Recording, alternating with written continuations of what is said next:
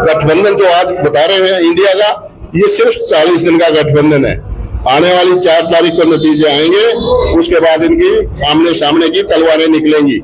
इनका कोई गठबंधन नहीं है, ये सिर्फ चौधरी अभय सिंह चौटाला के तूफानी आंधी को रोकने के लिए गठबंधन किया गया। अन्यथा कोई जो पूर्व में रहे भूपेंद्र सिंह हुड्डा वो बीजेपी की मुट्ठी में काम कर रहे हैं, क्योंकि उनके ऊपर जेल जाने की भी तलवार लटकी हुई है। जैसे बीजेपी कहती है उसी अनुसार वो कार्य करते हैं, और ये मेन मकसद और मेन जनता के साथ धोखा है, जो कि गठबंधन में इन लोगों को शामिल नहीं किया गया।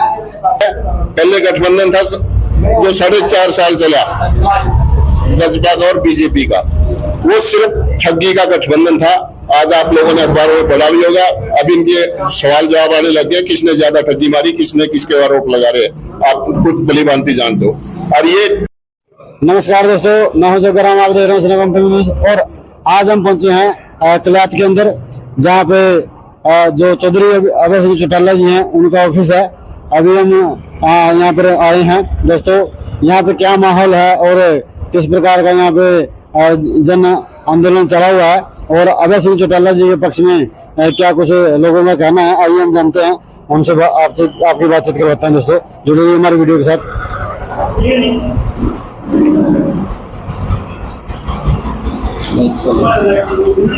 राम राम जी। राम राम। क्या नाम है जी अपना? राजपाल। अच्छा जी, कहाँ से आप? खड़गपुर से। आपके यहाँ पे क्या माहौल है अभय सिंह चौटाला जी का?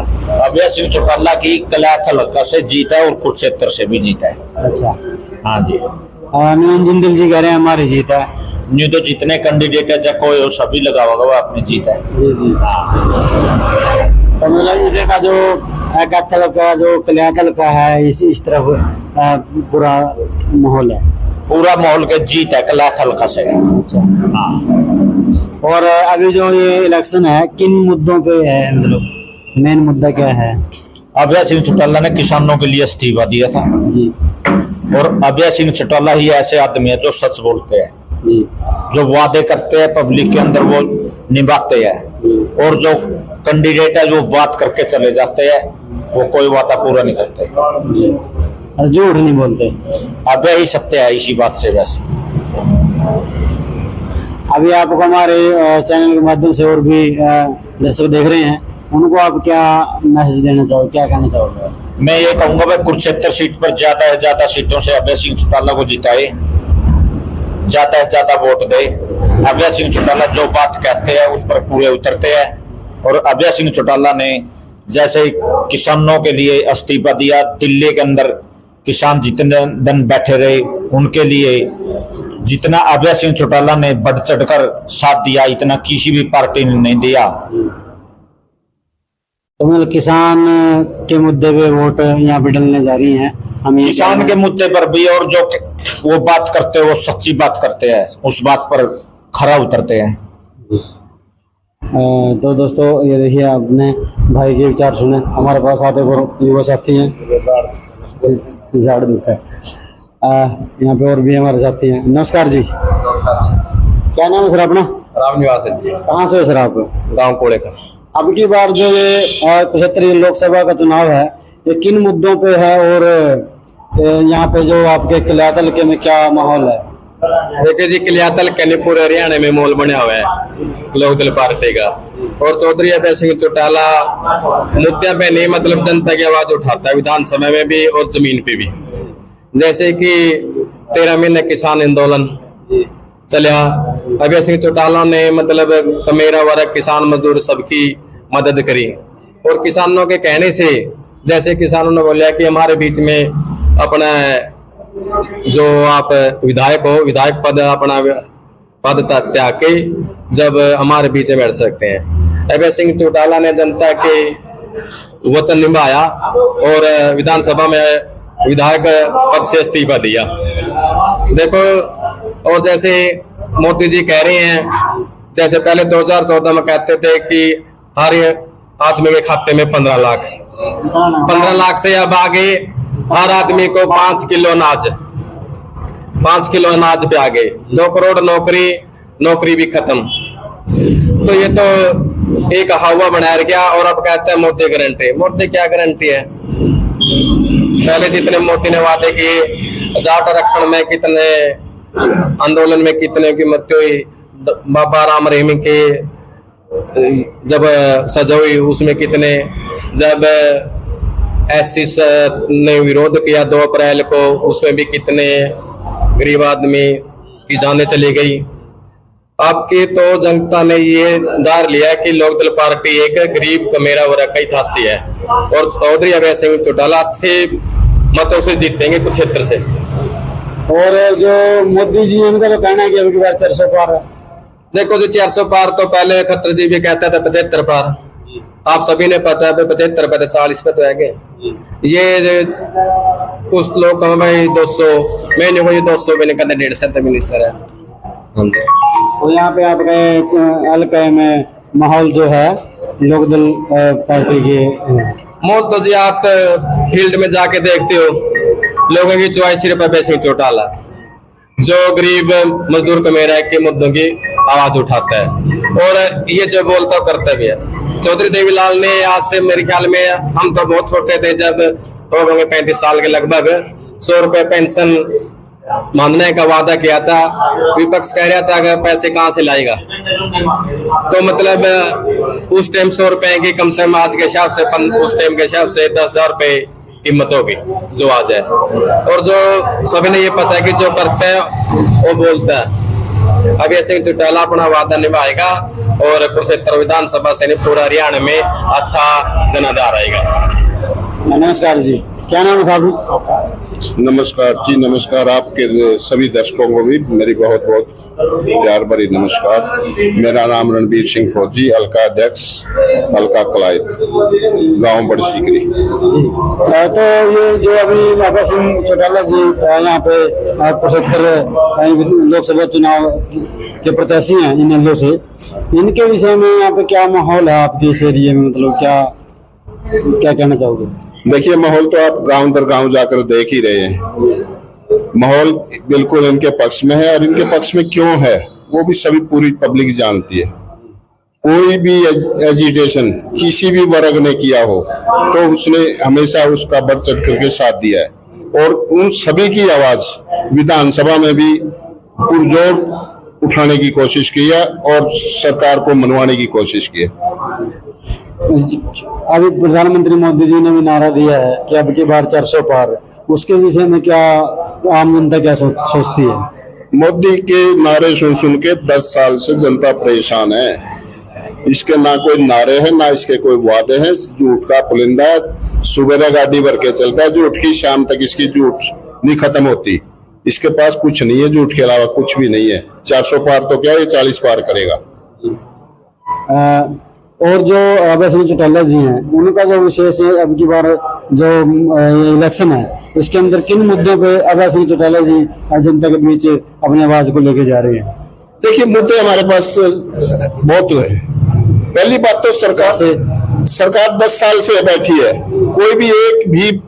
कोई भी जनहित की नीति लेके आए हो या कोई कार्य किया हो, इनके पास कुछ है नहीं। और हमारा जो मुद्दे हैं, चौधरी अभय सिंह चौटाला और चौधरी देवीलाल और ओम प्रकाश चौटाला के टाइम के इतनी जनहित की नीतियां हैं, चाहे जच्चा बच्चा से ले लो, साइकिल के टोकन से ले लो, रेडियो का लाइसेंस से ले लो, ट्रैक्टर से ले लो, बुढ़ापा पेंशन ले लो। आप मैं गिनाने लगूंगा तो इनकी जनहित की नीतियों के लिए शाम हो जाएगी आपको। इतनी जनहित की लेके नीतियां जो हाईलाइट्स हैं वो हमारे दर्शकों, क्योंकि आपको दर्शक देख रहे हैं, किसी को नहीं भी पता होता कि उन्होंने क्या काम किए हैं, कोई पहली बार सुनेगा तो थोड़ा अगर आप इस पर प्रकाश डाल देंगे तो हमारे दर्शकों को नॉलेज बढ़ जाएगी इनकी भी। सबसे पहले तो मैं आपको बता दूं, जो चौधरी देवीलाल ने एक बहुत, जैसे लोग तो कहते हैं ना भगवान का रूप, मैं कहता हूँ ये एक्चुअली में भगवान का रूप था। क्योंकि आज से 30-35 साल पहले, 35-40 साल पहले इनको पता था कि आने वाले भविष्य में बुजुर्गों की दुर्दशा होने वाली है। उस चीज को मद्देनजर रखते हुए, जैसे भगवान तो सिर्फ भगवान को पता होता है भविष्य का और किसी को पता नहीं होता, लेकिन इनको उस बात का पता था कि इनकी दुर्गति होने वाली है। इनका मान सम्मान के लिए 100 रुपए सम्मान भत्ता शुरू किया था और उसको 100 से 200 और 200 से 300 का करने का काम चौधरी ओम प्रकाश चौटाला ने किया था, जो कि एक रीत बन गई। आने वाला कोई भी होगा उसको ये सम्मान भत्ता बढ़ाना ही पड़ेगा, उसको कोई रोक नहीं सकेगा। उसके बाद जैसे कोई गठबंधन है, पहले गठबंधन था जो 4.5 साल चला, जजपा और बीजेपी का, वो सिर्फ ठगी का गठबंधन था। आज आप लोगों ने अखबारों में पढ़ा भी होगा, अब इनके सवाल जवाब आने लग गए, किसने ज्यादा ठगी मारी, किसने किसके आरोप लगा रहे, आप खुद भली भांति जानते हो। और ये गठबंधन जो आज बता रहे हैं इंडिया का, ये सिर्फ 40 दिन का गठबंधन है। आने वाली 4 तारीख को नतीजे आएंगे, उसके बाद इनकी आमने सामने की तलवारें निकलेंगी। इनका कोई गठबंधन नहीं है, ये सिर्फ चौधरी अभय सिंह चौटाला के तूफानी आंधी को रोकने के लिए गठबंधन किया गया, अन्यथा कोई गठबंधन नहीं है। क्योंकि आपने देखा है क्षेत्र की एक ऐसी सीट है जो इन्होंने 2 महीने पहले डिक्लेयर कर दी, और बाकी की सीटों में आज तक भी डिसीजन पूरा नहीं ले पा रहे इंडिया वाले। और इंडिया की जितनी भी मीटिंगें हुई है, चाहे वो बिहार में हुई हो, चाहे तमिलनाडु में हुई हो, चाहे बम्बई में हुई हो, हरियाणा के बारे में हर मीटिंग में सवाल उठाया गया, लोगों ने उठाया है।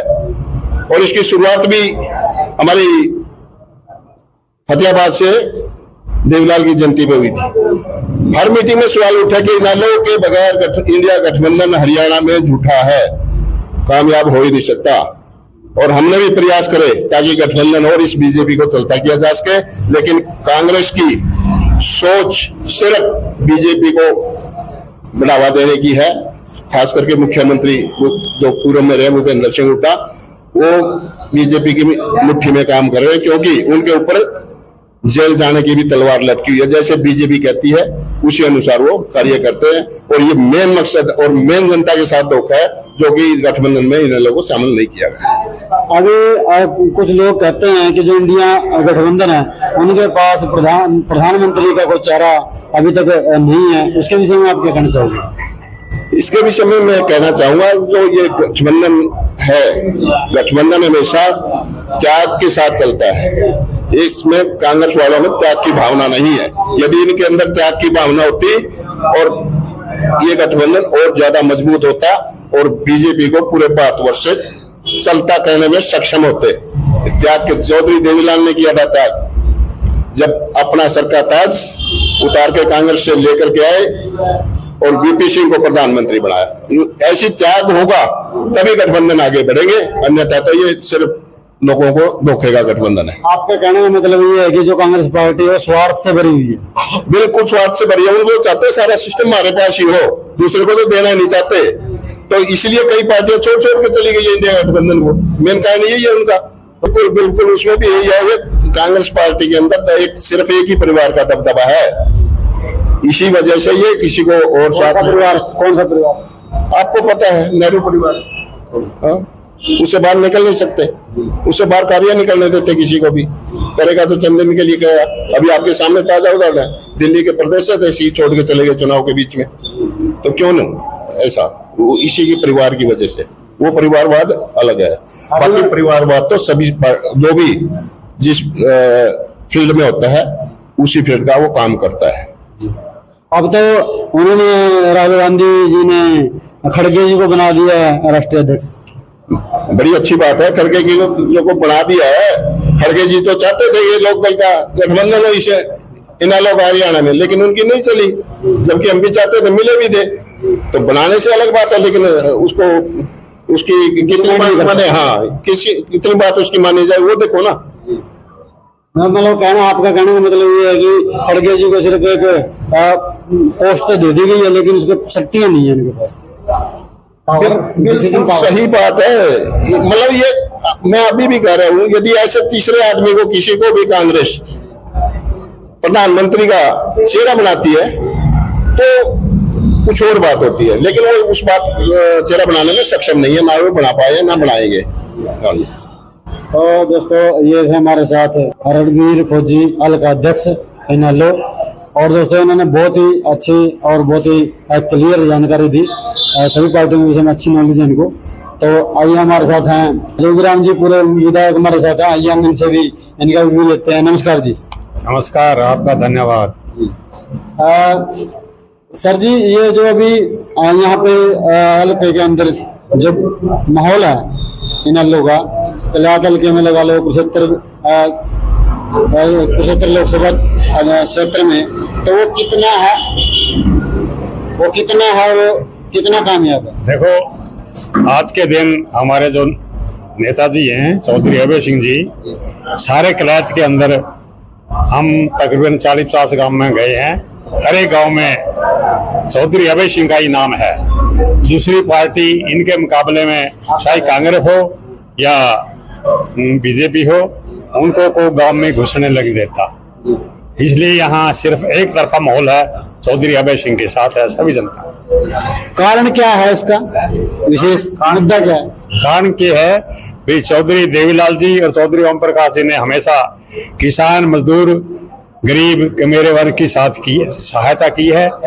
उसी कड़ी के तहत हमारे नेता चौधरी अभय सिंह उन्हीं के पद चिन्हों पर चलते हुए ये चाहते हैं कि मेरे द्वारा हमारे गरीब आदमियों की, किसानों की ज्यादा से ज्यादा मदद की जाए। आप सबने देखा पिछले जब किसान आंदोलन था, उस आंदोलन के अंदर सिर्फ हमारे नेता चौधरी अभय सिंह एकमात्र ऐसे विधायक थे जिन्होंने किसानों के समर्थन में अपना विधानसभा से भी इस्तीफा दिया। मैंने देखा जब इन्होंने इस्तीफा दिया, दोबारा बाई इलेक्शन हुआ, मेरे को भी एलनाबाद जाने का मौका मिला। वहां पर भी सभी पार्टी चौधरी अभय सिंह के खिलाफ लगी हुई थी और सभी चाहते थे कि अभय सिंह यहाँ से विधायक दोबारा ना बने, लेकिन वहां के लोगों ने चौधरी अभय सिंह को पूरा साथ दिया और भारी मतों से कामयाब किया। इसी से ये पता लगता है कि आज चौधरी अभय सिंह जी हमारे किसान, मजदूर, गरीबों के मसीहा है। मैं बात करूं क्षेत्र की, जैसे भी जो चौधरी अभय सिंह जी हैं वो एलनाबाद के मतलब उधर के निवासी हैं, तो ये कुरुक्षेत्र के अंदर इलेक्शन किस वजह से लड़ रहे हैं? कुरुक्षेत्र के अंदर भी जो हमारे भाई हैं, किसान मजदूर हैं, उन्होंने किसान आंदोलन में पूरा बढ़ चढ़ कर भाग लिया। और आज भी जब हम गांव में जाते हैं, चौधरी अभय सिंह को इतनी इज्जत मान सम्मान करते हैं। मैंने भी चौधरी अभय सिंह के साथ जब परिवर्तन यात्रा निकाली तो वो नूह से लेकर सारे हरियाणा के अंदर घूमे। मेरे भी उनके साथ जाने का मौका मिला और हर एक गांव में चौधरी अभय सिंह का बहुत मान सम्मान हुआ। तो मैं इसी कड़ी के तहत आपको विश्वास दिलाता हूं कि हमारे नेता चौधरी अभय सिंह जी कुरुक्षेत्र हल्के से भारी मतों से जीत कर कामयाब होंगे। तो दोस्तों, ये हमारे साथ कुछ इनेलो के कार्यकर्ता और हमारे साथ पूर्व एमएलए साहब जोगीराम जी हमारे साथ थे, इनके विचार आपने सुने। दोस्तों, इस वीडियो को आप ज्यादा से ज्यादा शेयर करें। मैं हूं जगराम, आप देख रहे हैं सिनेकॉम टीवी न्यूज। धन्यवाद, थैंक यू।